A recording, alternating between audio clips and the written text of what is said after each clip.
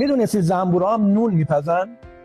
بهش نان زنبور یا پرگاه یا حتی غذای خدایان میگن. فقط نونش این شکلیه. زنبور میاد گردگل و عسل و آنزیم ها رو تو خونه های 6 ضلعی قشنگ تهنشین میکنه، یه لایه عسل میکشه روش، میذاره برای زمستونش و برای غذای لاروهاش. بعد از یه مدت اینا تخمیر میشه و تبدیل میشه به کامل ترین سوپرفود طبیعت. تنها کمپلت ویتامین و پروتئینیه که هم پروبیوتیک هم پریبیوتیک.